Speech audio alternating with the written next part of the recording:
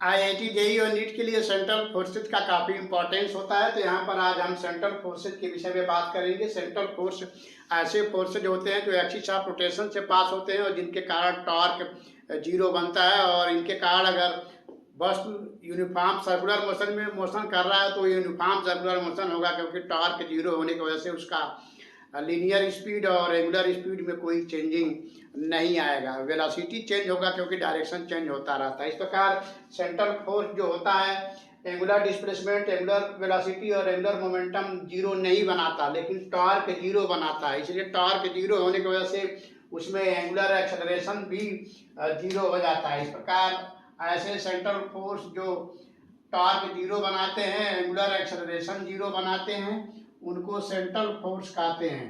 तो central force जो होता है पोजीशन वेक्टर का फंक्शन होता है। आप जानते हैं ग्रेविटेशनल फोर्स जो है G m1 m2 upon are square होता है, जो कि फंक्शन ऑफ आर है।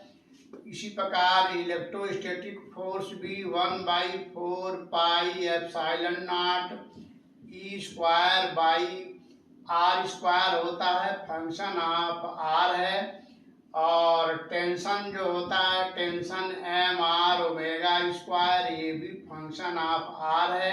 इस प्रकार आप यहाँ देख पा रहे हैं कि ऐसे सारे फोर्सेज जो पोजीशन वेक्टर आर के फंक्शन होते हैं उनमें रिलेशन में कहीं कहीं आर जरूर आता है फोर्स के रिलेशन में, और वो एक्सिस ऑफ रोटेशन से पास होते हैं। यहाँ पे देखिए ग्रेविटेशनल फोर्स पृथ्वी और सूरज के बीच में ग्रेविटेशनल फोर्स जो है एक्सिस ऑफ रोटेशन से पास हो रहा है। यहाँ पर भी एटम में इलेक्ट्रॉन प्रोटॉन के चारों तरफ इलेक्ट्रोस्टैटिक फोर्स से घूमता है। इलेक्ट्रोस्टैटिक फोर्स जो है एक्सिस ऑफ रोटेशन से पास हो रहा है, जो इलेक्ट्रॉन के ऊपर लग रहा है। ऐसे में टॉर्क जो होता है सेंट्रल फोर्स के द्वारा जो टॉर्क बनता है आर क्रॉस एफ लिखते हैं, और ये वैल्यू जीरो हो जाता है क्योंकि आर की वैल्यू जीरो हो जाता है, क्योंकि सभी central force axis of rotation से पास होते हैं। इसलिए एक्सिस ऑफ रोटेशन से उनका दूरी आर की वैल्यू जो है जीरो हो जाने की वजह से वो यूनिफॉर्म सर्कुलर मोशन में मोशन करते हैं और टॉर्क जीरो हो जाता है, एंगुलर एक्सेलरेशन भी जीरो हो जाता है, लेकिन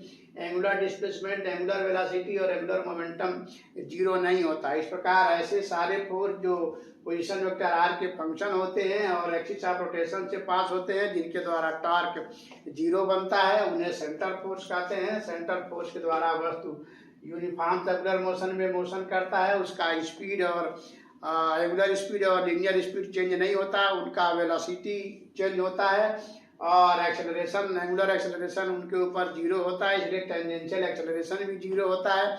इसलिए सेंट्रल फोर्स जो है काफ़ी इंपॉर्टेंट फोर्स होता है, जो आईआईटी जेईई और नीट के एग्जाम में किसी रूप में जरूर पूछा जाता है। अगर कोई वस्तु सेंट्रल फोर्स के द्वारा मोशन कर रहा है तो उसके एरियल वेलोसिटी का वैल्यू भी कांस्टेंट होता है, एरियल वेलोसिटी की वैल्यू भी कांस्टेंट होता है।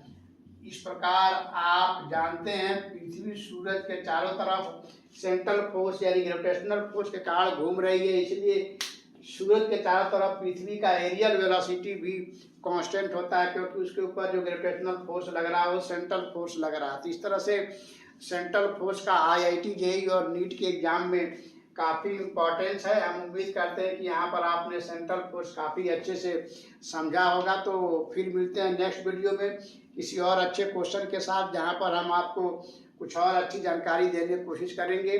तब तक के लिए थैंक